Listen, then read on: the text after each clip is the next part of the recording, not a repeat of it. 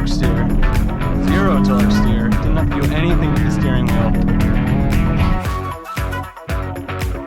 Downshift, downshift.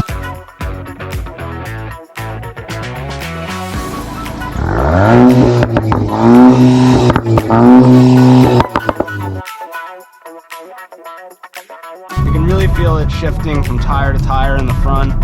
So a front-wheel drive vehicle usually can't really do turns like this.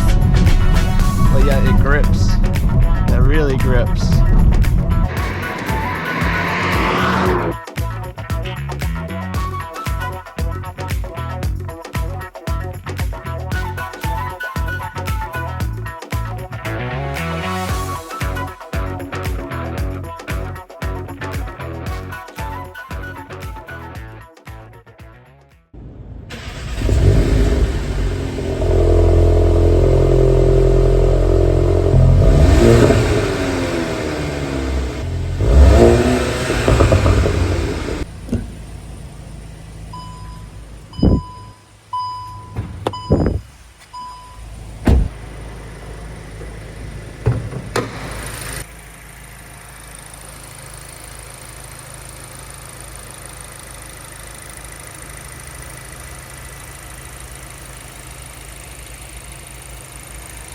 Alright folks, welcome back to TenTenthsCars. So today I am doing my 5,000 mile review of my, ooh, sorry to get distracted, but that's quite a car. Got the rolls coming on in. Damn. Anyway, today I'm doing the 5,000 or 4,564 mile review of my Mark 8 2022 Golf GTI. Of which I've had some minor aesthetic modifications done to, such as this rear spoiler by Auto ID and some PPF, as well as some window tinting.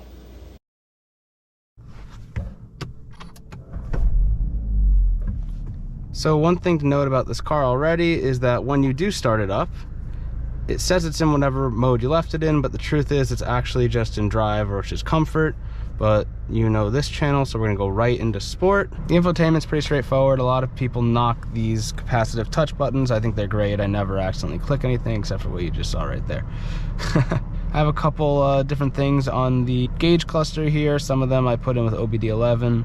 Some of them are just naturally here. They're pretty fun to play with. This is my favorite for sure, because you get to see the tach go up and see your speed in one place, so it's pretty fun to have it in the center. Love the ambient light, it's very nice. On the outside at night, it shows puddle lights that are golf balls to, you know, poke fun at the whole golf thing, which is really fun. You got little things like this GTI right here. There's just a lot of little Easter eggs in here that make this fun. So this car comes with a 4-cylinder turbo, putting out 241 horsepower, 265 pound-feet of torque. It is called the Evo 4, not to be confused with the EA888. It's mated to a 7-speed DSG, which is Volkswagen's term for their dual clutch transmission. When it's in sport, the steering, it weights up so well. Drive system is an Eco for that, but the cool thing is, if I choose Eco as my predominant drivetrain thing for this, right, I could just go down here and boom, shifts into sport. Doesn't matter what mode you're in, you can always shift into sport. Boom, again, back into Eco, drops to the rev. Right now we're just driving in auto, but I'll put it in manual in a bit and we can see how it responds. In my experience, it's been lightning fast, a little bit jerky at slow speeds. Take it onto a nice twisty road and show you the sport mode.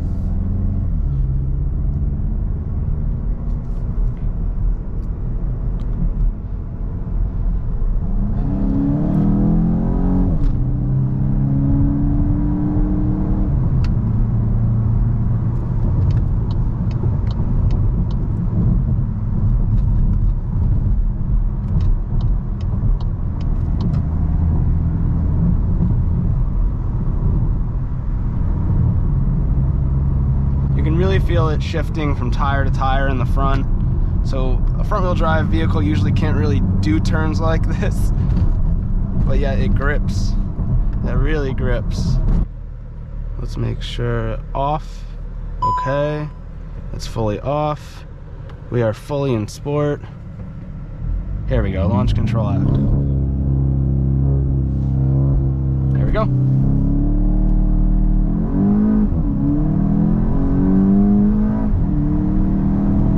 And that's 60.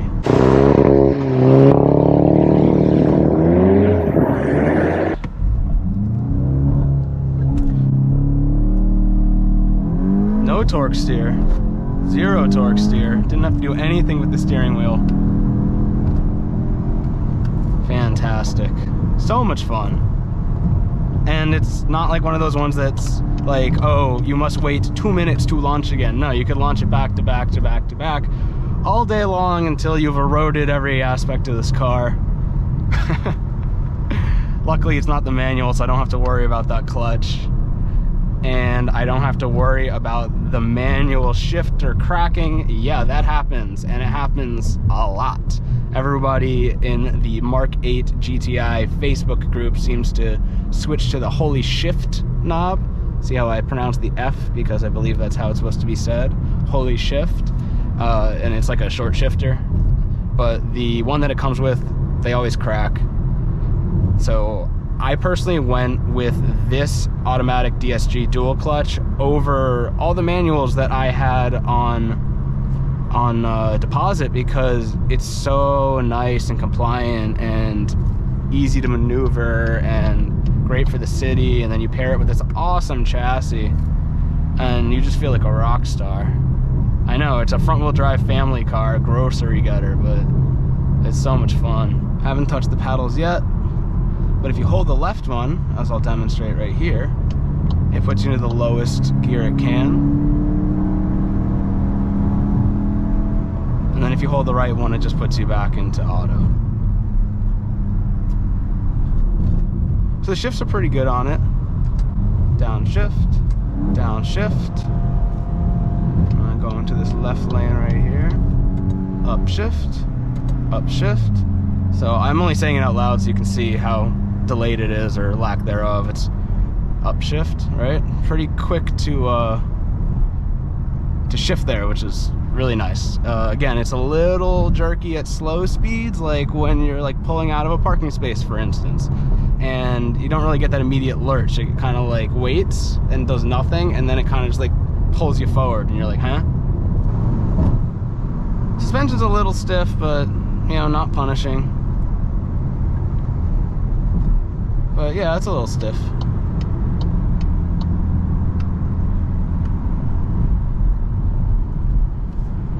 The steering is very nice and weighty. There are multiple settings to it which you can change in your custom setting, or when you switch it into Comfort or Eco, it'll loosen up quite a bit. I do not have the dynamic chassis control option to this because this is the S trim. So it saves out on a few things like that. It doesn't get the Harman Kardon sound system. It doesn't get that one light bar across the front, which is purely stylistic. And it doesn't get the swivel headlights as well, which I actually do quite wish that this had, because on this S trim, the headlights at night are not sufficient. I mean, you have to drive slower because you can't really see much, and it's pretty unacceptable, honestly. I have had issues where I've put this thing in reverse, and instead of the backup camera displaying, it just goes black. So I have to look back behind me like it's the 90s, which I can do, but some people can't because they learned on cars that had them. Sometimes when I put it into reverse as well, my right mirror either won't go down at all, or it goes down and gets stuck, which is no good. The AC isn't my favorite in this car either. When you put it in auto, it just like freezes or burns you, and then when it's not on there, you have to switch it all the time, it feels like. Okay, so right now the AC is on auto at a pretty normal temperature, and yet it is just absolutely blasting me and I'm freezing. So it's good for him, not so good for me. I haven't had that coolant leak issue. I check the engine bay all the time and there's no deterioration on that belt. I do have I literally was so afraid that I bought a spare coolant hose, like a reroute, the racing line one specifically. I haven't had to use it, but I have it in the car just in case I do get stranded on the highway. That's the only real reliability issue I've heard of these. I know that there was some like engine cover melty issue, but by the time I got this car, they already sold it without the engine cover. A lot of people complain and they feel that the car is incomplete due to that. It's an aesthetic thing, and like I don't often look at the engine bay unless I'm checking for the coolant thing, and I don't care at all. Maybe it like takes a little NVH and noise out of the engine, but I don't really have a problem with that. I actually like the noisy engine. So in terms of reliability, I've had a great time. Again, I've barely driven it 5,000 miles, and I've had it for a year, so I don't drive too much. I tend to drive other people's cars more than my own. Overall, this feels more sporty than luxury, but it does the luxury part fine for a, you know, $35,000 car.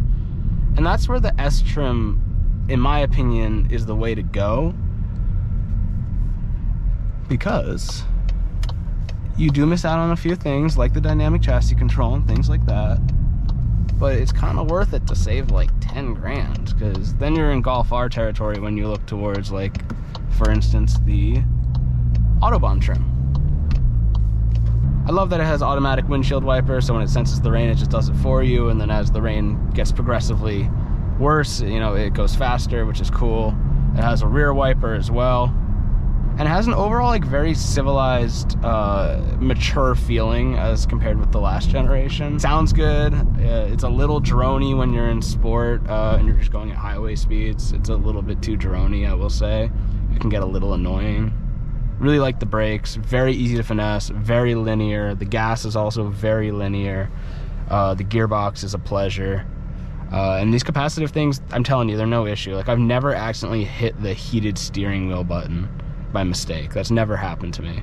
One thing I don't love is that you have to take your eyes off the road and then go through your modes if you want to switch around and play around with that, as opposed to having it on the steering wheel. Like the Golf R has the R button, which lets you go through all the modes and into, you know, race and Nürburgring mode and all that stuff.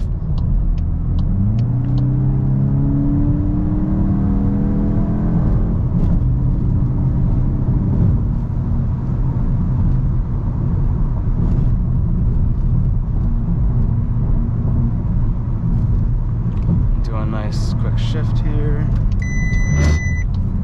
The car did that for me. I didn't do that, so that was a little bit annoying because I didn't really need it to hit the brakes, but yet it did. I don't usually wear this POV head strap GoPro, but I don't have a sunroof, which is another thing that you miss out on, which I really don't care about personally, but I had nowhere to put the suction cup GoPro thing, so it's on my head, alas.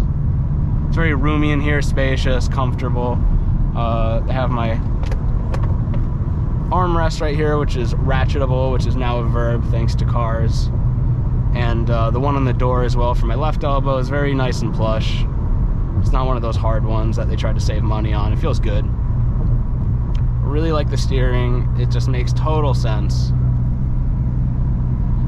So one thing that, you know, Volkswagen marketing went pretty hard on was they've eliminated the understeer. In my experience, that is not true. When you are on power, it goes neutral. When you're off power, it is leaning towards understeer, but it's not terrible. But here I am on power. As you can see, it's not understeering, but here I am off power, and it is understeering. So again, here I am off power, and it is understeering. It's still pretty neutral. I'm not complaining, but no, the understeer has not been eliminated, as a matter of fact. It's just better, but it's pretty good. For a front-wheel drive vehicle, it's great. So now I'm gonna like drop it down and put it into comfort and show you the looser steering, which you're able to kind of one-hand, you know, when you get tired, which is nice. Not floaty. It's still communicative. You get a lot of feedback through this. There's no numb part in this steering, which is, it's good to have feedback because then you know what you're up to, you know what you're doing, and you know what the car is going to do. I can feel all the stuff on the road. I love the feel of the steering wheel. I love the thickness. It's got the perfect space for the hands. It's really nice. The flat bottom is a nice sporty touch as well. The chassis on this car is really where it shines. It's able to stay pretty flat through corners. You don't really get much body roll. in my experience. As you saw in these twisties, I wasn't like all over the place. This is what it would look like on my GoPro if I was doing that. But no, it's pretty comfy. It's able to just kind of rotate the body using that limited slip differential on the front wheels. And the engine, you know, it's a tried and true 4-cylinder that VW has been using forever. It's nothing like crazy, but it's linear like that BMW B58, even though it's a 4, not a 6, I know. But it really reminds me of it, because it doesn't matter what gear you're in, it's gonna give you that power, and it's gonna pull and pull and pull. And that means you don't have to drive around it. And I can't speak enough to how much of a luxury that aspect is if you're super into driving. I can't do what I want here. I'm gonna get out of here. So let's see if there's any turbo lag right now, right? Stepping on it. Not too much, not too much.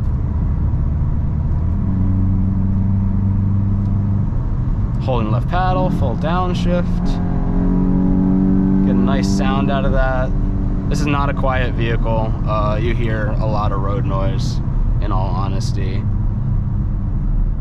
You don't get a lot of chop when you put the windows down, which is nice though. So it's nice for an aggressive drive. It's civilized when you're in the city. I will say, it's weird. It's almost as though this engine is optimized to get better gas mileage when you're hooning it. Because when I'm like very ginger on it in eco mode, like barely touching the throttle in the city, I get like 6 miles per gallon, and that is a real figure. I will put it up on the screen. I mean, that is actually what I get. But then when I'm giving it some gas and I'm, you know, gunning it, stopping, I get like 22, 26 miles per gallon.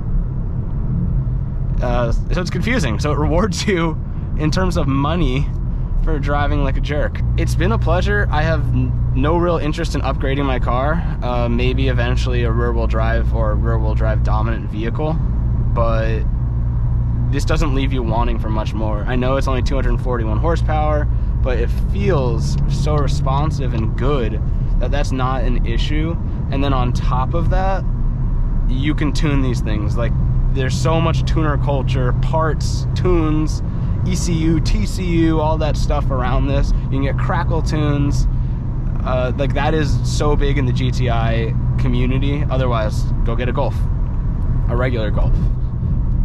And because of that, if you do get bored of this, you can always just, you know, take it in for a $500 flash, and boom, you have 300 horsepower, or boom, you have like almost 400 horsepower or more going to the front wheels. And because it has that limited slip differential, it can handle that a little bit more. It's just so nice to power through these turns instead of having to back off like every other front-wheel drive car. What a nice drive, huh? Downshift, downshift, downshift. A little bit of brake, so we don't know what's coming up here, and then gas halfway through. Nice, still holding, wow. And then I think I see an Integra in front of us. Check my right, and we'll go around them.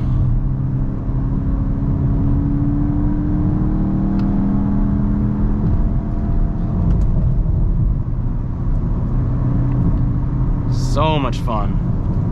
So much fun. I love this car. I'm happy I got it. Like I said, I had a GR86 manual on deposit, and I had a Civic Si on deposit, and I almost bought an Elantra N DCT. At the end, I kept reading all these articles about how they were blowing up.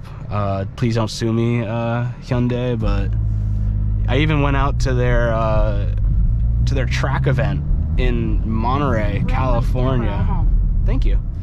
In Monterey, California, and I got to drive it on track. I got to drive the Veloster N on track. They even had some TCR drivers drive us around, and that was a very impressive LSD, and that was a very fun gearbox. That had 300 horsepower, you know, like 290 something, 286, and then when you hit like the boost NGS button that they had, you get like 296. So, but you're mostly always in 286, but that's still a pretty big bump, 40 horsepower above this. And I didn't feel comfortable because of some of them were blowing up without the car being on, and Hyundai Kia is, you know, putting out press, you know, alerts to people to not park them near their homes. So I put that aside, was focusing on the GR86, and then I got a call about this car from somewhere in Boston. I live in New York, and they shipped it over to me. I signed the papers at my house, and I was so thrilled. I couldn't find one of these, and then I did, and it was in the price, and they weren't giving a crazy markup, and I was like, let's go, baby. Hey, there's the Elantra. Speak of the devil. So one more thing that I just wanted to show real quick is that this has a feature called Travel Assist. Travel Assist is basically like Volkswagen's nomenclature for autopilot, and I'm going to show you how it works real quick. You just go over here on the steering wheel on the left side, click the top, click the bottom, take your feet off, and then you can use these. If you hard click them, you switch over here in 5-mile increments, and if you soft click them, you do in 1. You can also swipe up for 5s, swipe down for 5s, and it'll steer for you as well, as you can see right here. Now, you shouldn't really be taking your hands off the wheel, but it will keep the line for you. Now, when you're going through an intersection like this, it's always good to take over for it, just in case, but it should stop with the traffic in front of us. I have my foot hovered over the brake, but I'm going to give it the opportunity to slow down. It has. This is not me doing it. And every 10 seconds or so, it'll ask you to take over. Again, while we're going through these intersections, it's always good to take over again. But as you can see, it can drive for you. It can steer for you. It does the accelerator. It does the brake. It will not merge for you. And if you switch your views up a few times, take over steering, I have, let go again. I added a few extra things here in the gauge cluster, but if you switch a few times, it'll go from there to the main one. And it's just nice to be able to see the curvature in the road. Now, it's not a perfect system. They're all flawed no matter what company you get. They're not going to be 100% accuracy, and you never want to trust them completely. But it is nice to know. And see, as this merges into one, I have to take over to get past that car over there. Otherwise, we're going to have a little accident. So it's operating my brake and everything. I'm going to show you what happens when it fully stops here.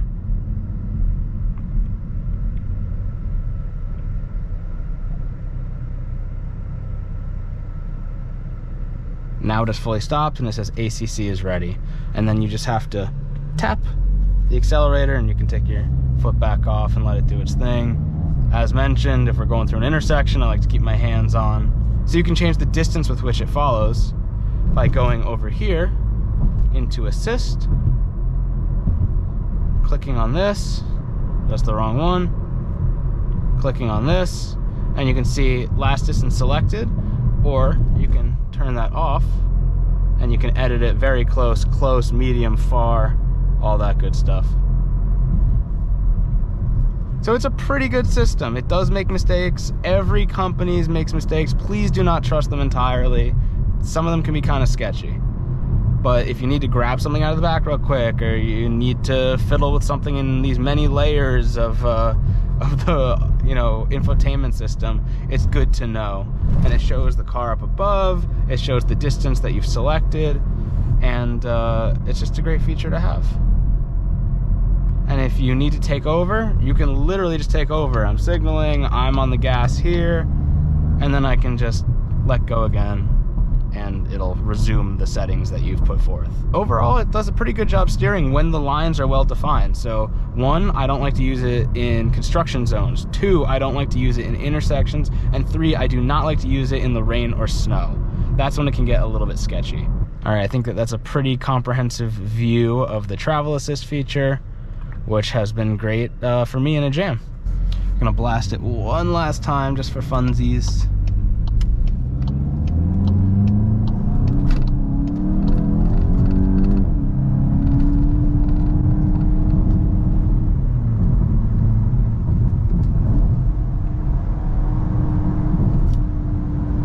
And you can feel that it's giving you a little bit more freedom here with the ESC and Sport instead of on smooth pavement. Let's go.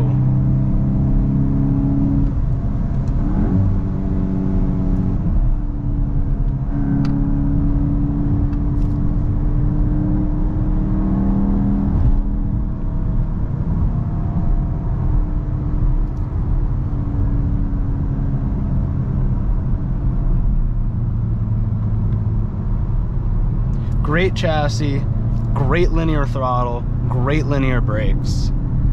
Easy to have fun. Anyone can get in this car and drive it like it was their own immediately. Check the police situation.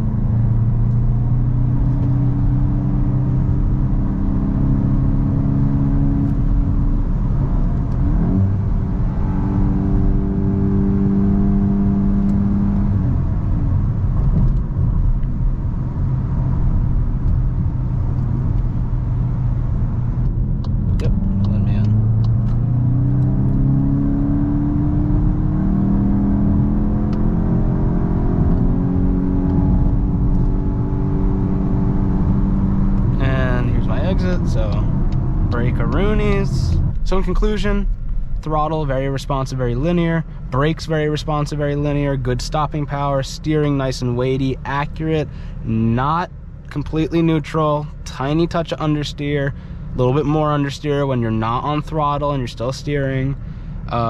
Suspension is soft but kind of firm when you're going over those bumps, not punishing, but they could be a little bit more supple considering that this also has to be a family car.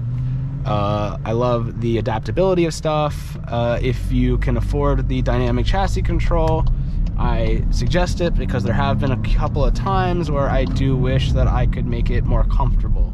Not more hardcore and taut, but more comfortable. Red light camera ahead. That would be really nice. When I'm going through the city, for instance, and there's a bunch of potholes, it'd be really nice to just kind of be able to dial it into a more floaty feeling that I haven't been able to experience. I do wish the headlights were better. I've been harping on that, but it's an actual real problem for me. It's the only real issue I have with this car. Wish that there was a way to change your modes on your steering wheel, but there is if you get the R, which is, you know, like 46, 47K before markup.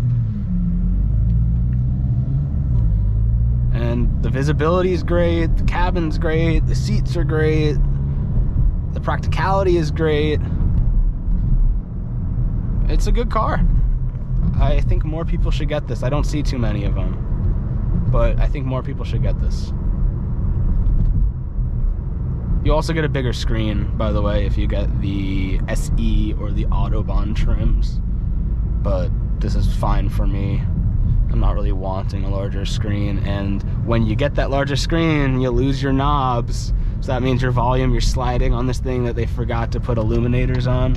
So at night, it's like pitch black and you don't know where you're supposed to be touching. So I'm thankful that I have the S trim. All right, that's gonna do it for me on my almost 5,000 mile review of the 2022 Mark 8 GTI. I have loved this car, and I invite you to love this car as well. Thanks for watching.